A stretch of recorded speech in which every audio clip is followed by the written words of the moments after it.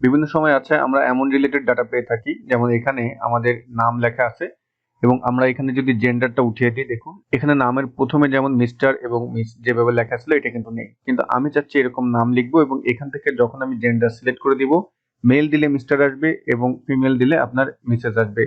এটা আমরা কিভাবে আনবো, দেখুন এখানে যখনই আমি দিচ্ছি তখনই কিন্তু এটা অটোমেটিক পরিবর্তন হচ্ছে। ওকে, আজকের ভিডিওটিতে আমরা এটাই শিখবো। প্রথমত আমরা এগুলো সব ডিলিট করে দিচ্ছি।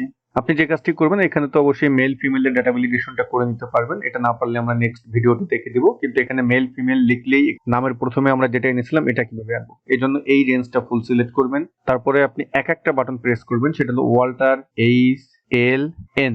যখনই Walter H N button press করলাম আমাদের সামনে নিউ ফরম্যাটিং রুলের ডায়লগ বক্স চলে এসেছে। ইউজ এ ফর্মুলা এটাই ক্লিক করবেন, এই বক্সটায় যাবেন, এখানে গিয়ে ইকুয়াল টু দিবেন।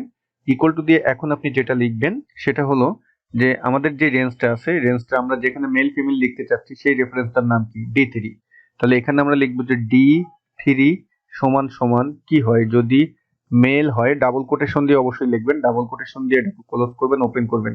তারপর আমরা এটা মেল লিখলে এখানে যে ফরম্যাট মেনু আছে এটাই যাবেন, এখান থেকে আমরা যে ফরম্যাট সেলের ডায়লগ বক্স চলে এসেছে এখান থেকে কাস্টমে যাব এবং টাইপের এখানে ডাবল কোটেশন কি লিখতে চাচ্ছেন, মেল হলে মিস্টার MR দিয়ে ডট দিয়ে একটা স্পেস দিবেন, আবার ডাবল কোটেশন দিবেন এবং এখন আমরা ওকে দিয়ে দিলাম, তারপরে আবার ওকে দিয়ে দিলাম।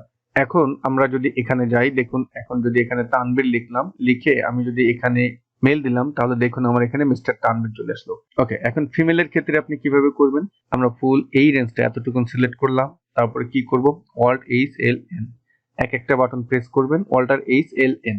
আমাদের নিউ ফরম্যাটিং এর রুলে ডায়লগ বক্স চলে আসলো, এখান থেকে ইউজ এ ফর্মুলাতে গেলেন, আমরা এই বক্সে আসলাম, ইকুয়াল টু যেখানে মেল ফিমেল লিখতে চাচ্ছেন সেই রেফারেন্স নামটা লিখবেন, সেটা হলো আমাদের D3।